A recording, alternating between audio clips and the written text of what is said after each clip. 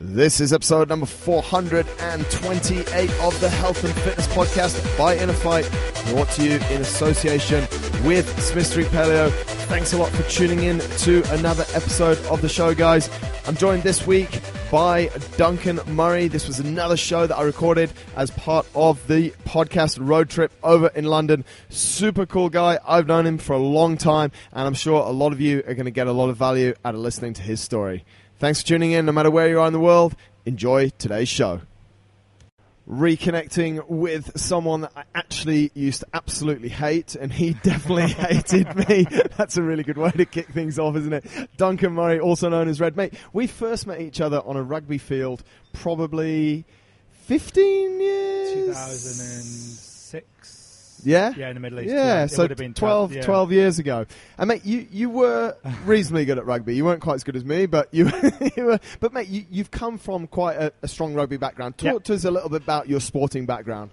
So obviously growing up, rugby family. My cousin was a good rugby player, probably not as good as me or as good as you, obviously. But no, we sort of didn't really have an option. Played rugby down at 5 years old, down at Drybrook.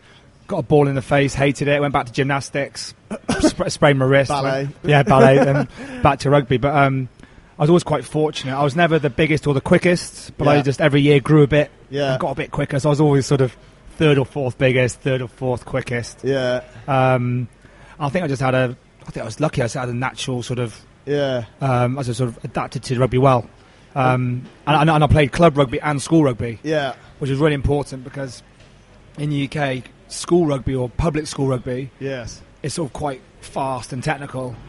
Club rugby where I was brought up is not nice, and it's not fast, and it's not technical. It's horrible. So I sort of had both schools. I think that obviously. But it was obviously a massive part of your life, mate. Playing rugby for a club, playing for the school, like sport was something that was really ingrained in you. I think, but it was all sport. I mean, I don't know whether I'm going to sound really old now, but I don't know whether things have changed, but. We all played sport, 1, 2, 3 hours every day. Whatever it was, whether it was, throwing a ball around outside with your brother, or even playing bulldogs outside, which is probably banned now. Things like that. Full contact bulldogs. But yeah, you're right, mate. It was just something that we always did, and left. Don't worry about me taking pictures, mate. But when you then moved to Dubai, and you actually, from what I remember, mate, you were very up and down. I was an idiot. Mate, I think we've all gone through our fair share of things. But I remember playing against you, and then and having some great battles because you talked as much on the rugby field as I did. So when we were both on there was not much room for anyone else to talk. The refs loved us. Like quite tragically, you broke your leg quite badly. What year was that? I think it was 2008 because I played with you in the sevens in 2009. Right. Yeah. And so you break your leg, you come back from that, and then you sort of started to fizzle away a bit. Well, no, I fizzled away. I fizzled away after the sevens. Right. Well, actually, you were quite a big part of actually getting me fit. I got fit when we played in the IRB for the Arabian Gulf. Yeah. And then after that, I sort of, not wrong, but I started to concentrate on work, or what I thought was the right path for me to take. And you start to kid yourself, I was working in a construction and a recruitment industry, a manpower industry, which is a very laddish industry, and you go out and you have beers and you have 4 or 5, and then you know what Dubai's like, everything's 24/7, takeaway, this, that and the other, it's convenience, isn't it? Yeah. And then suddenly... mate, let's just cut it there. Which is because I think that's something that's incredibly true for a lot of people. You start focusing on a career, what you think is right, and the byproduct of that becomes your health. Because a lot of it's quite social, maybe to get clients or to win some business, you're having to entertain. Sometimes there's alcohol involved. You become time poor, so you then make fast food choices. Like, it's wild how it happens, right? I mean... Yeah, you're right. Essentially, you're right. There's no excuse for it. No. And I was fortunate enough that one day I looked at myself and didn't recognise myself. Really? And I kept kidding myself, thinking, you're all right, you've still got it. You're a single bloke. Yeah, you've still got it. No, you haven't, mate. You're fat. Really? You're 120 kg. I kept buying bigger clothes. What was your playing weight?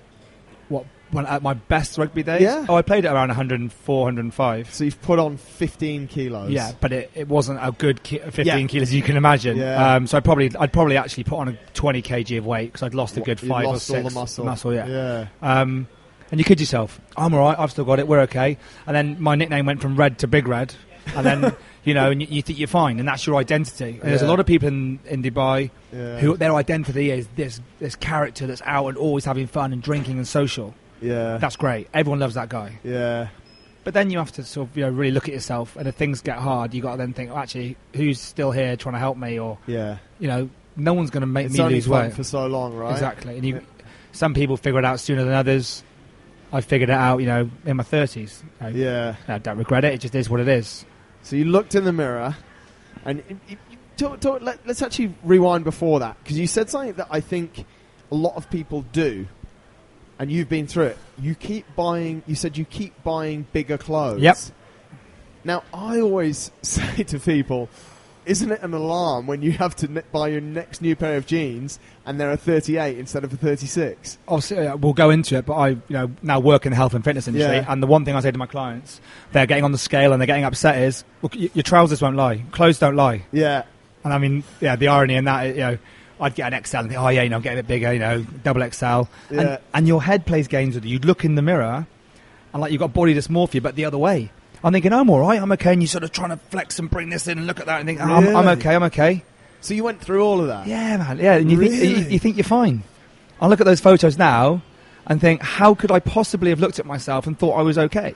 It's almost completely the opposite to what people complain about. So what's the psychology behind it, mate? Because you are now speaking, fortunately or unfortunately, to a lot of people, or definitely people that have other people going through it. Like some listeners are fighting with weight issues. Some listeners have family or friends that are fighting with weight issues. So do you know the biggest thing for me, I said to somebody over dinner over the weekend, I've learned more about myself in the last 2 years than I have in the first 34 years of my life. Really? And I'm not getting all sort of, I'm not throwing cliches out there, but it is all about what's your purpose, what's your why, what makes you happy, what really makes you happy. Yeah. Not what you think makes you happy because everyone's told you that's what's going to make you happy. Because everyone knew Red as a party animal. What really makes you happy? Yeah. Going out and getting smashed in Mahiki and spending 2,000 dirhams, and everyone goes, that was a cracking night. I can't even remember that night. And now I've got 10 new Facebook friends. Really, does that make you happy? Yeah. Or, and again, I'm not preaching. Yeah. Waking up one day, waking up at early doors and feeling great. Yeah. And thinking, do you know what? I'm confident within my own skin. And it doesn't mean you have to be 5% body fat. No. It doesn't mean that you shouldn't be happy if you're 20, 25, 30. It doesn't matter. Absolutely.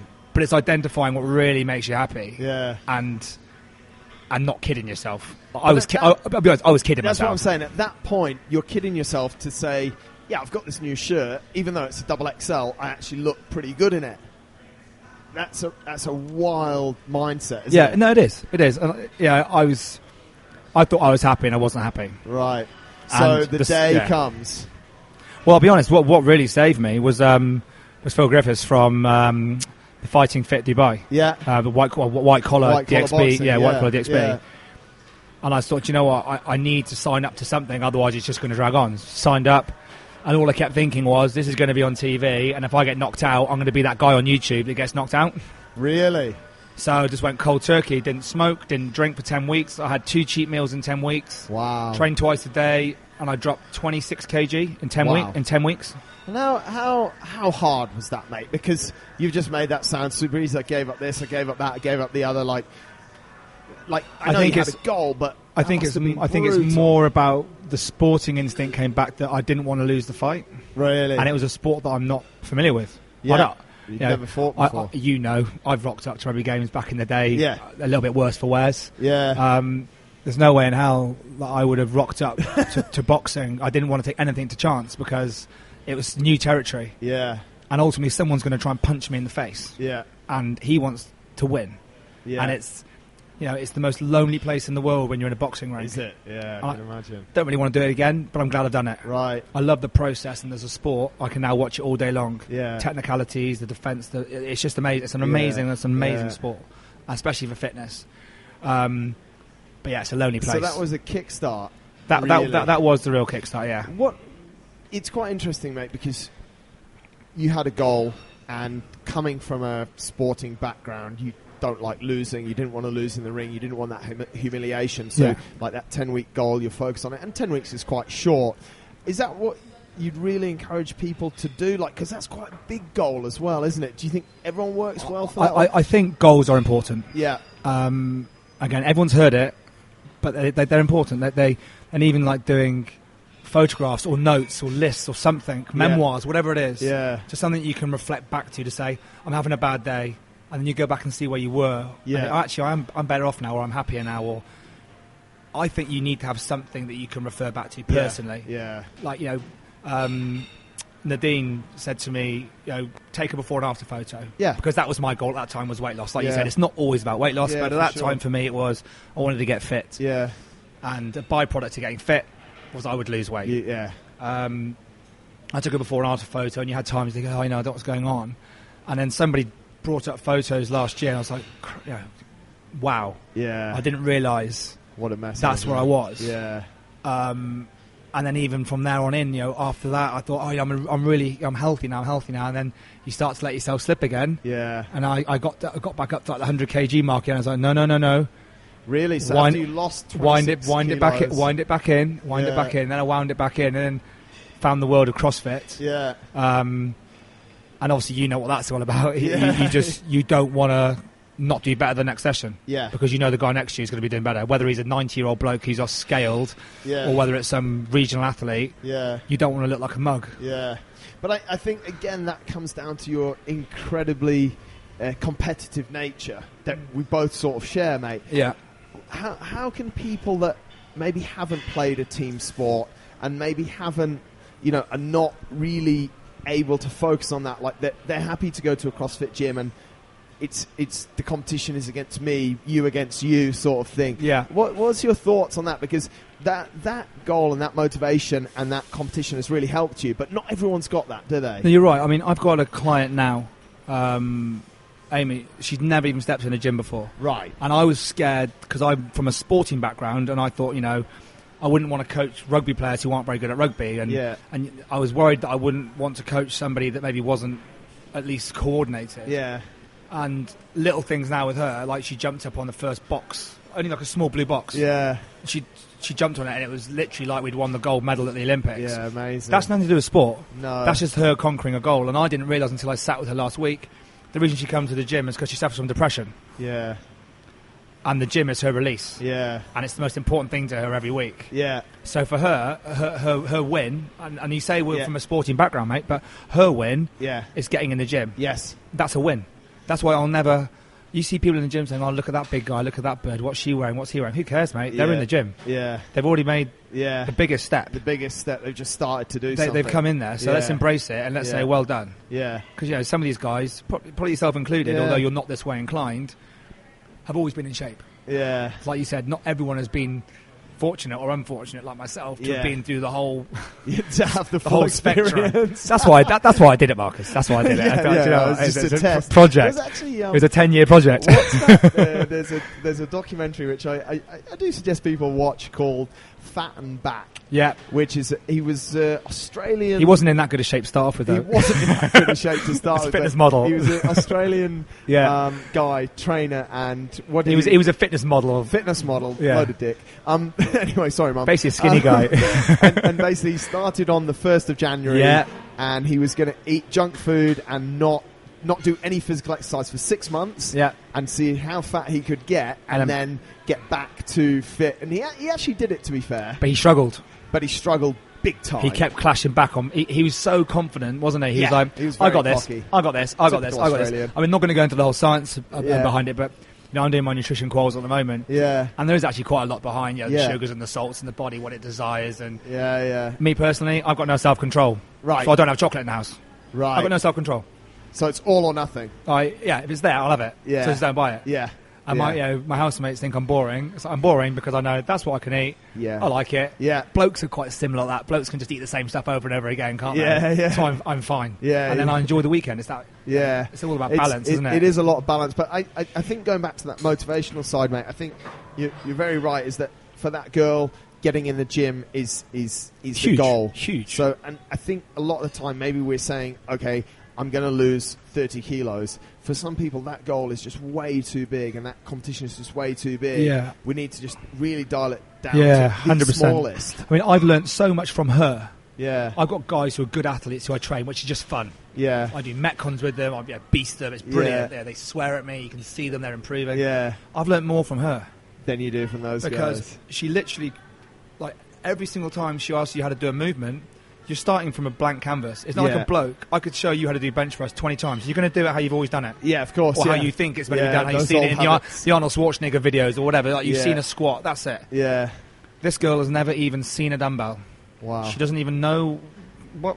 I don't even know what a gym is. Yeah. I don't even know what that is. Yeah. So, like, we're starting by holding her hand, and like I said, her getting in the gym is huge. Yeah, it's the biggest. And I think even that is, like, it's a goal. Yeah. Get in the gym 3 times a day. I'm sorry, 3 times a week. Yeah. Do that. Just the basics. Just get through it. I'm not going to beast you. Just get through it, you know? Mate, let's continue on your story whilst we dip in and out of these great topics that actually are super important that everyone to think about, because I think it's easy to say, go to the gym, but I think people really need to think about it a lot more. So you did white collar boxing. You lost 26 kilos. You're no longer big red. You're back to normal red.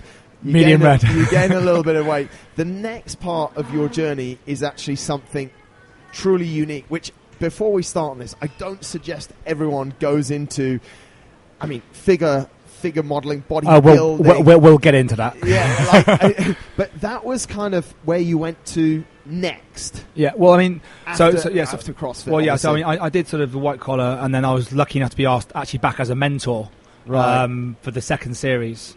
To sort of say, this is what this guy's turned his life around, and I'm not getting all mushy about it, but it did save me. It really did.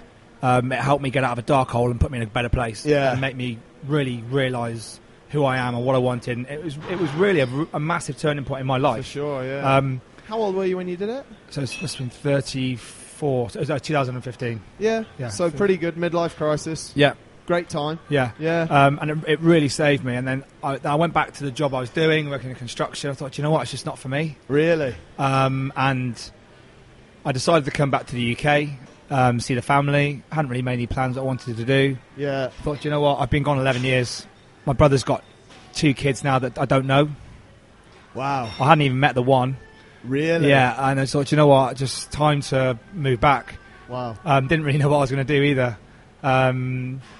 I found a little gym in Mitchell Dean, CrossFit gym, the only one in the forest. Yeah. Relentless gym.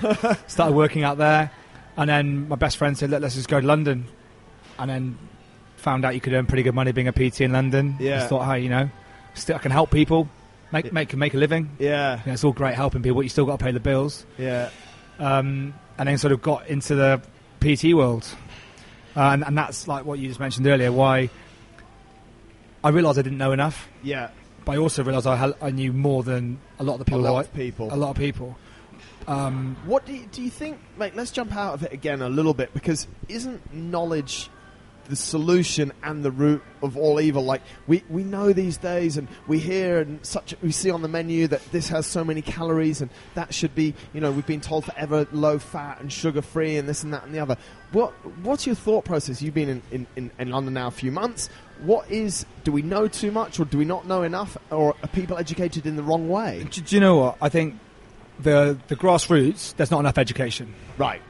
Essentially, I think, the obesity and diabetes and all this, it is an issue. Yes. But I'm a little bit of a hypocrite. Like, I track my macros, but I do it because I want to understand how it affects me. Right. So I can then apply it to my clients. Yeah. But I'll say to my clients, don't track it. Don't weigh yourself all the time. Yeah. Are you happy? Yeah. Do your clothes fit well? Yeah. Yes. Do you feel good naked? Yeah, I feel fine. Then don't worry about it. Right. Don't. I've got a lot of clients, and like you said, I went through the whole prep process and stripped down. I got down to about 5%, which was amazing. Not a great place. Mate. It's just not fun. Right. It's just, why would you want to do it? I did it. Why did you do it? I basically met a PT. First day of joining the gym that I work out of now in Victoria, I went downstairs. I said, I haven't got a goal. Right. What's a goal? Like if it was CrossFit, it'd be like, I want to snatch 110, or I want to clean 140, or I want to do whatever sub 50 second 50 cal or whatever. Something ridiculous. Something. But in that environment, it's not somewhere that I struggle to do CrossFit by myself. Right. I like the whole wolf pack. I like the whole collective team environment. So I wasn't in that environment. So he was talking to me and he goes, I didn't really know what I was getting myself into, to be honest. And he goes, well, I'll give you a training program if you want. And I was like, okay. And literally, he goes, but you got to commit. And as soon as I shook his hand, I was like, right, I'm in. I'm done. I didn't even know what I was doing. Really? And he goes, right, I'm going to send you a diet. I'm going to send you a training program. Okay. So literally just signed it up. And then within 3 weeks, I lost 6K. Wow. And I didn't think I had it to lose. I was 93 kg, and I stripped down to like 87. Wow. And he was like, oh, you've reacted quite well to this. Have you always been quite lean? And I was like, well, actually, no, I haven't.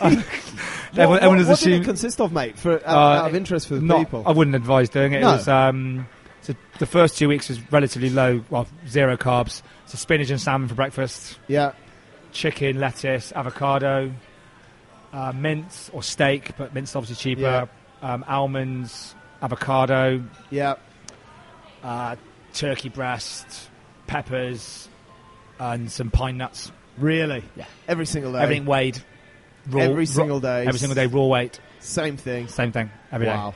And then it just started just came off, man. I thought, really? Yeah. It was do you think that's something, because someone's going to listen to that and go, this guy gave up carbohydrates.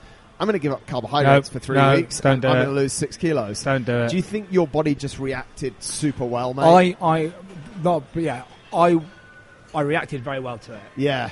But I also worked in that space around people that were there to...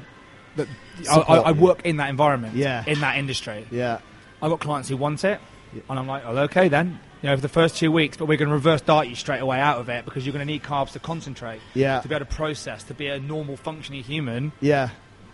That's what you want. You're actually going to need that. That's what you're going to want. What did you feel like in those first 3 weeks, mate? I was actually okay. Were you? I was okay. Because my energy stores were still burning away all the fat. Loads of fat. I was okay. Yeah. The worst time was when the body fat got down so low. I mean, I said, you know me, I'm not a vain person. Yeah. I literally would stand in the mirror and just stare. I'd have a meal. Yeah. And then I could see veins just come up and process the carbs through my body. Really? And then within 40 minutes, they'd drop down. Honestly, it was just the most bizarre... But that's an amazing experience to sort of get to know your body as well, and then you think, what the hell have I been putting in my body for the last 30-odd plus years? Yeah. I mean, I'm still no saint now. I love a burger on a Sunday and I'm still about the balance. But when you run out of energy at that body fat, I mean, Christ, you've got 0 on you anyway. Yeah. But when you run out of energy... Yeah. One time I almost fainted in the street. Wow. Because you've got no reserves. Yeah. You've literally got nothing. Yeah. You can't concentrate. Your body stops producing testosterone. You just basically start to shut down. Really? And you get a spray tan, look $1 million. Yeah. You're not healthy and you're not fit. Yeah. And we are what promotes health and fitness. It's insane. And there's loads of guys in the gym, and I don't hold it against them. It's but it's the mental thing more than anything. Yeah. But I think you'll agree, mate. The experience of getting down that low and going through everything, those warnings that you've just been able to give us, that experience for you has been amazing. Yeah, it's unbelievable. It's something, but just not for everyone. I advise my clients not to do. I want to look like that. No, why? Why do you want to look like that? Why do you want to look like that? Actually, go and ask the majority of females, or vice versa. Yeah, they don't like it. It's not natural. It's not natural. You don't look natural. Yeah, I mean, like I said, why do people keep going back to I agree with someone doing one figure modelling process in a lifetime, but why do people keep going back to it, mate? Is it addictive? I think, again, I'm probably going to get shot if anyone from London actually listens to this. That's all right, loads of them will. but there's a lot of insecurity. Yeah. And it's a bit narcissistic. And it's sort of, and the guys will say, I mean, you see some of these guys who train, the other guys, and they're brilliant people, and they're so mentally tough, and that's why I could never be a competitive athlete in this sport, and it is a sport. It is a sport. So I actually had an argument with one of the clients of the gym a while ago, because he said they're not athletes. I said, of course they're athletes. Can you do that? He goes, no, but I can row X, Y, and Z. You're an athlete. Well done. Yeah, but so are they. Yeah, but it's a mental thing. They're also artists. I mean, getting to where they need to get is impressive, but the mental game. These guys, some of these people, their businesses drop. Yeah, and it's not for money. I mean, you've got to be top 2%. Yeah. to actually make anything. And the guys who really make money don't even compete. They're all Instagram famous. I think, and that's sort of leading into to some really interesting discussion points, which I know we've both got strong opinions on, mate. But I think that's one of the things as well in things like CrossFit that are, all of these sports are amateur unless you're in the top 5 or 10%. But tennis and golf is not much different either. Like, I always say it, like, who's number 10 seed tennis player in the world? And who actually cares? Yeah. You know, we know all the greats. We know the Nadals at the moment, the Djokovic, the Federers at the moment. But aside from that, we don't know, and we don't actually care. So it's the same in any sport. Yeah. If you're at the top end of figure modelling or of bodybuilding, you're going to make a little bit of money. If you're at the top end of CrossFit. But at the end of the day, what it's really come back round to is you and your clients now in London, they work 9 to 5. You're giving them a solution for a super healthy and just full, enjoyable life, mate. Do you know what? The biggest thing for me, having been through the journey, and we're all on the journey still, is sustainable. It's sustainable. Yeah. That's the most important thing. And I've said this to people, and the hardest thing at my job is monetizing it. Yes. Having to have to say to somebody, right, give me X amount of money, and I will look after you for the month. Yeah. Give me X amount of money, I'll look after. Of course, you've got to do that because you've got to pay the bills. Yeah. If I could do it without charging money and everyone pays the bills, then great. Yeah. But that's not life, as we all know. True. But and I say this to all my clients, and I do mean it. I say, look, I want to educate you. Yeah. I don't just want to beast you or this, or whatever. I want to put you through what I can educate you with. I'm not a master. I'm trying. I'm learning every day. Yeah. As I'm sure you still are. Absolutely, mate. Yeah. I want to see you in 5 years' time. And if I haven't seen you for 4 years, I want you to be in even better shape than when I left you. Yeah. I don't want you to be in worse shape than when we first met. Absolutely. And that's the biggest thing for me, because I do think that the figure, the fitness models, the prep stuff, it's amazing. And if you want to put yourself through it, go for it. See what you're made of. Do it. Yeah. Really do it. But you then don't realise about the reverse diet afterwards. Yeah. And that takes just as long. Yeah.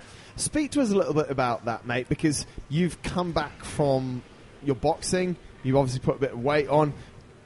Now you've gone into something a little bit more extreme in fitness modelling, gone down to 5% body fat, like 84 kilos. 83 and a half, yeah. I was 81 after my accident, and I looked ill. And that was after being in hospital for a week.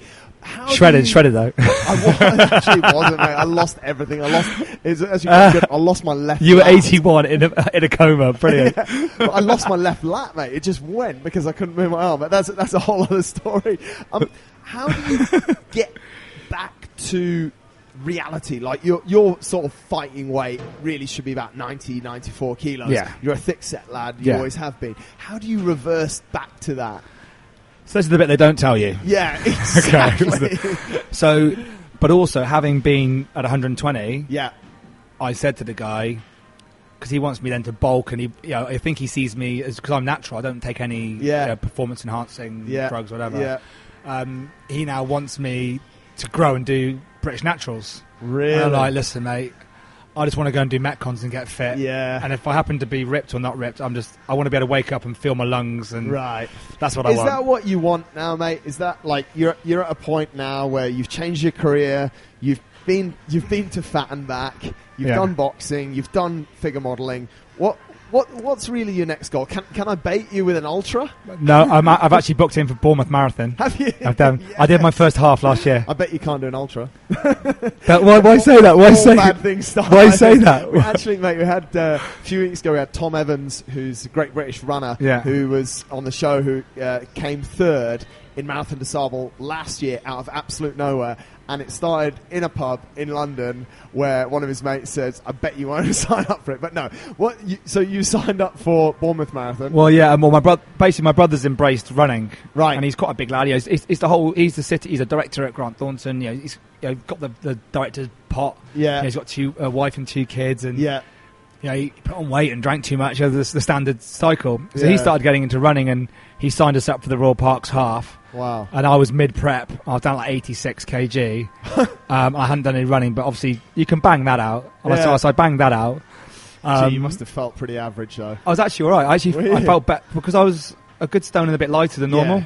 Yeah. So my joints were fine. Your joints were I've done loads of core work, so my core was fine. My posterior chain was fine. Right. Because I've been doing all the training. Yeah. So it's like, okay. Yes, it's not too bad. So my brother hated the fact that I was like just chops in and chirping to him like last 3 miles. Like, I've only got 3 miles to go. Oh, I feel quite good. And he's like, oh, I can't feel my legs. And he then anyway. So he's now embraced running, and for us, it's great. Now I'm back in the UK, so he's now signed us up for a marathon. Right.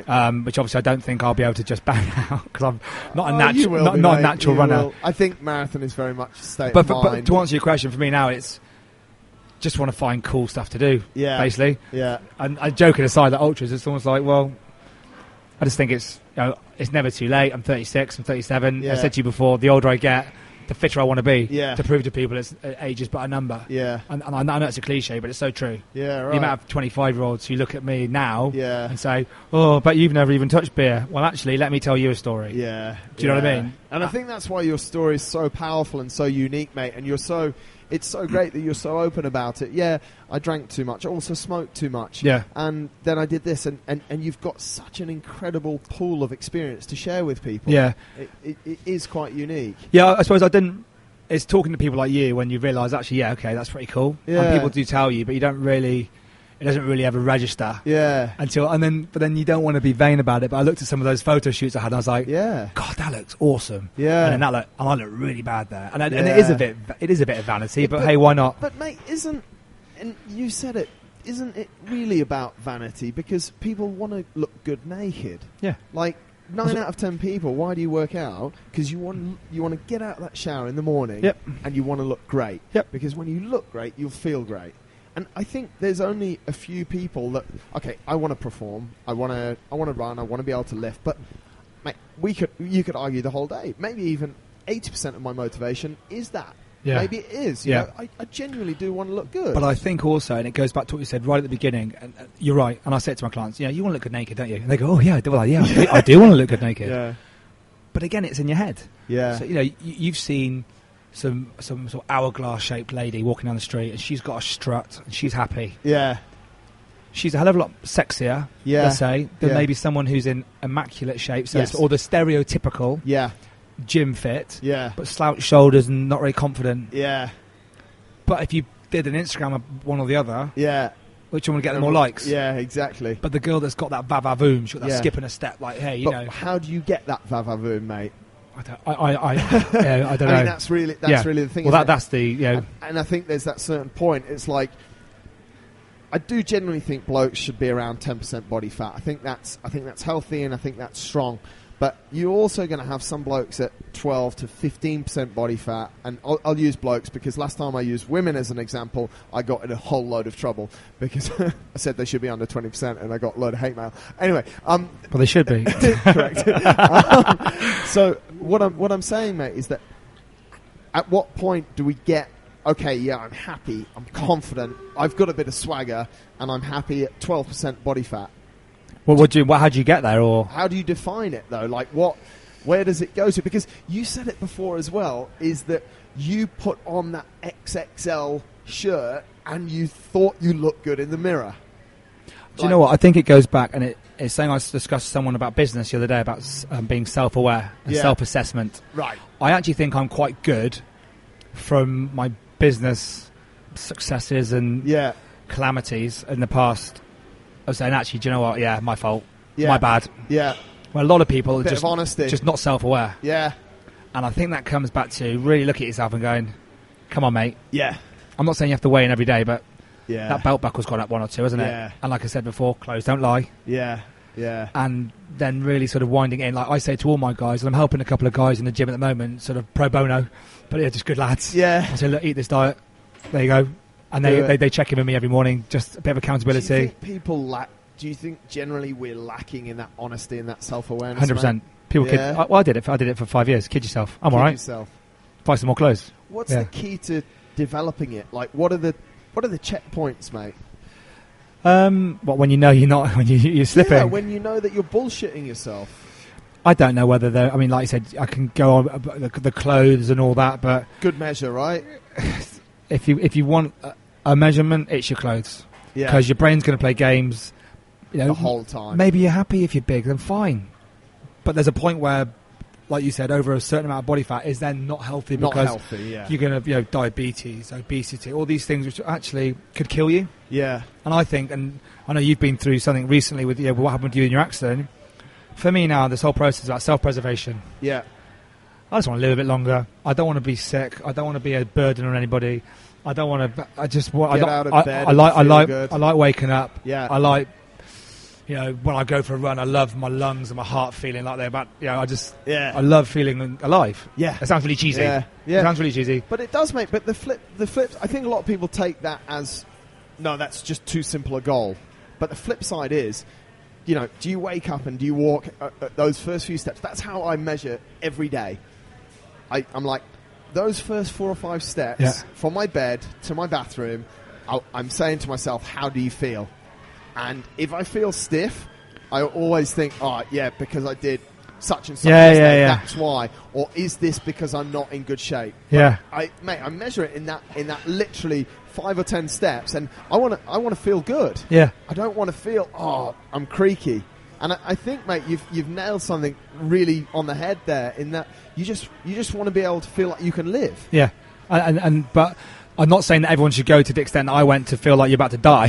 No, but some people have to as well. And unfortunately, like you said, some people, and it's never too late. Yeah. But some people realise it in their 50s, 60s when they have maybe a minor heart attack or when they have a shock or something really bad. Sometimes it takes something really bad to happen. Yeah.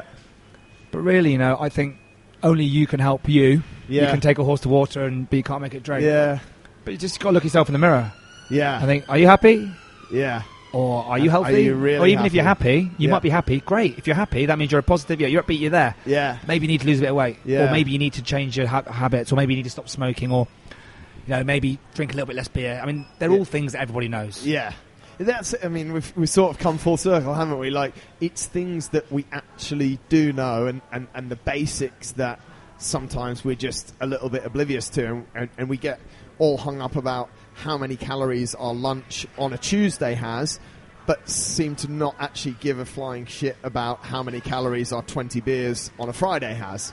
You know what I mean? But to take what you just said there, though, I say to a lot of my city boy clients, if you want to go out on the weekend, then earn it during the week. Yeah. So I always use the bank balance analogy. Right. Have you got a lot of money in your account? Well, yeah, it's healthy. You're not overdrawn or in the red, are you? Yeah. No. Why? Because you've earned it. Right. Same thing with your calories. Yeah. If you're smashing in 3,000 calories every day, and so that's your sitting rate every day, and then you go out on Friday, and you have 3,000 calories worth of food in the day, fine. Yeah. And then maybe 6,000 calories worth of booze. Yeah. And then when you come home, you have the Domino's pizza with the stuffed crust. That's another 3. Yeah. So you've actually quadrupled your at budget, least your daily calorific intake. Yeah. And this is where it is a numbers game. But I agree with but sometimes you've got to talk to the boys who work in the city about numbers. I'll talk numbers with you. Yeah. These are the numbers. Yeah. 3,500 calories is a pound of fat. Yeah. And you just whacked on 4 pounds of fat. Because the next day you go, I'm hungover, I'll have a Chinese, I'll have a pizza, I'll have this. Exactly. And that's where I was. Yeah. KFC, everything, the whole 9 yards. Yeah. You've just taken in a week's worth of calories in the space of 36 hours. Unbelievable. That's why you're putting on weight. But then also, I also say to people about the balance where I'll say to somebody, I'm not happy with the way I look. Okay, that's great. Well, let's have a chat about it. You talk about their relationship with food and all this. And I said, have you put any weight on recently? Well, no, I've been the same weight for the last 2 years. Well, there you go. You're already at balance. Yeah. You're already at your equilibrium. Yeah. So let's just give me 3 months. Let's get you down to where you need to get to. Yeah. And then you can crack on. Then you can get moving, yeah. What do you think about that word? You've used it quite a lot, mate. Balance. Yeah. Are we looking for balance, or should we be all in certain? Like, you're all in, mate. You're saying that you want to feel good and healthy, but you're all in your training. You're all in with your clients. You're all in with your food. You are. I do have a much more balanced life than people actually think. The police are coming to get us. He's over here. Illegal podcast recording in a London rrestaurant. We are in London, folks. It's all good. It's not in Dubai. Yeah, we'll just say sorry and they'll let us off. Balance. Yeah, balance. I actually do have quite a balanced lifestyle. Right. I wind it in during the week. Yeah. Because it just makes sense to. And also, it's not an industry where I can rock up. Somebody pays me X amount an hour. Yeah, it's what I say. To make their life a bit more awesome for that hour. Yeah. That's what I think. Yeah. You're paying me to make this 30, 45, 50 an hour, 60 minutes of your life more awesome. Yeah. So if you leave me not feeling a little bit better or having gained in some regard, then I'm not doing my job. Awesome way to look at it, mate. So I can't afford to rock up stinking of booze, tired, feeling sorry for myself. Yeah. We're not their priority. Yeah. They're our priority. Yeah, absolutely. It's a lot of PTs get it the wrong way around. I think, mate, and this could be a whole other show. I think it's an epic thing you've just opened up. That that time that you're spending with a coach. And this is what I spend a lot of time with our coaches. Like that 1 hour. I don't care how much someone's paying. We charge a fair amount of money.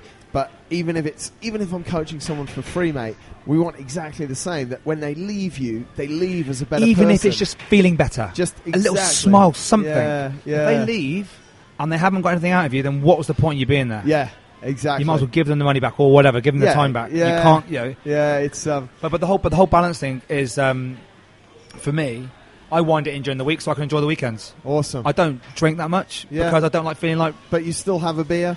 My biggest thing is I'll have a burger on a Sunday. Really? I'll have a gourmet burger. I'll go and sit by myself in wherever. Really? In central London. I noticed a lot of new burger joints open in London. Yeah. Do you just tour around them all? Yeah. Alone? Tour around, maybe get a Tinder date. Let's move on a little bit. You're back in the fitness industry in London. You're 36, complete career change, some great turning points in your life. What's the next 12 months, 18 months, 2 years? What's on the horizon for you? So, obviously, working as a PT, which the great days are great, but being 36 is just not scalable. Right. For me personally, I'm sure there are people that are a personality, but then it's them. It's about Duncan Murray PT, and I'm not really wired that way. Yeah. So I'm in the middle of launching my business. Is called the London Fitness Company. Okay. Awesome. Which no one's taken. So the London Fitness Company. Yeah. And we're looking at going into sort of corporates to do heart rate variability testing. Amazing. Which is a thing that I know you do it, and I test myself with my Garmin every day, but it's something that you sort of hear about a bit here and there, and no one really knows what it is. And I've got a very good opportunity now to go and launch with a very good company who supply it. And I don't want to be sat here in 2 years' time and it be the thing that every company's doing. Yeah. And be like, I was talking to someone about that. Amazing. So for me, I'm 36. I want to have a business that is, providing something real to companies that can impact the lives of a lot of people. And it's, from a business point of view, you can project your cash flow. Yeah. You know you're going to get paid. Yeah. It's not about somebody, moving jobs and not being able to pay you the 500 quid this month. And it's just something a bit more real. Something that's super important, mate, as well, and I think the corporate world is slowly waking up to the fact that if they have healthier employees, they're going to have a healthier business as well. And there's a lot of, we're in interesting economic times, let's put it that way, without sort of delving into what's going on in the economies of the world. But I think we're still seeing companies even more now putting a bit of focus on employee welfare because they have to. Yeah, I mean, well, they have to, but they also are very guilty just ticking a box. Yeah. So I've got a lot of clients who have wellness day. Yeah. What's that? Here you go. Here's an apple. Breathe into that. Well done. You're okay. Really? There's a certificate saying you're healthy, and then they get their premiums dropped from Bupa, and it's done. It's not actually making any impact. No impact at all. Yeah. But I know it's one thing that I want to help people, and like I said to you before, I don't want to make money doing it. Yeah. I'm not ashamed to say that. No. And by doing this, I can impact a lot of people's lives, and you can educate, and you can really help people in a corporate environment. Yeah. Not go down the route that I went down. Yeah. And again, I've got a story to tell. I've been there, mate. Yeah. I've done the 18-hour days. Yeah. I felt sorry for myself. Which everyone does. Poor me. Where you got to sort yourself out. Yeah. So. Yeah, but the corporates at the moment, it's like you said, it's the one thing they're not cutting costs on, but they're also not really doing it right. Yeah. It's very holistic and fluffy. Yeah. They're not actually getting anything which is tangible. Yeah, yeah. And I think that's also partly to do with the people providing the services are holistic and fluffy. Yeah. They're going in and sort of saying, I'll charge this, we'll put a plan together. There's a lot of fluff going into it. Yeah. Jumping on the back of it. Mate, that's awesome. Mate, it's been absolutely brilliant talking to you, mate. Thanks, it's mate. been nice to catch up whilst we've been over here. And I think something that really has struck me from what you've been saying is the experience that you've had, you're able to share with people and just help people not make those mistakes, which is awesome. Mate, I want to wrap it up with one last question, which we actually ask a lot of our guests, which is, if you could give one piece of advice to people that you've learned through this amazing journey that you've just basically packed into 45 minutes, what would that one single piece of advice be? I would probably say, look at yourself in the mirror and really ask who you are and what makes you happy. Yeah. Not what other people tell you who you are and what will make you happy, but who you really are and what really makes you happy. Yeah. And from there on, I think everything else should fall into place. Yeah, mate. Absolutely awesome. I think that's a really good way to wrap it up. Thanks very much. Ladies and gentlemen, keep an eye on Red. His real name is Duncan Murray, which I actually didn't realise until about 4 years after I knew him, because everyone when you messaged me yesterday. Then who's Marcus Smith? But absolutely, mate, your story is sensational. Thanks, I appreciate it. I'm so happy for what you're doing, and mate, all the very best in the stuff Cheers. that you're working on now, and when it's going booming in 18 months or in a year or even in 6 months, mate, we'll have to have you back on the show to talk more about. Yeah, happy to. I think that's a really interesting subject, corporate wellness and the impact you're going to make. So, thanks very much. Appreciate your time. From the Health and Fitness Podcast, thank you very much. Take care. Cheers. Cheers.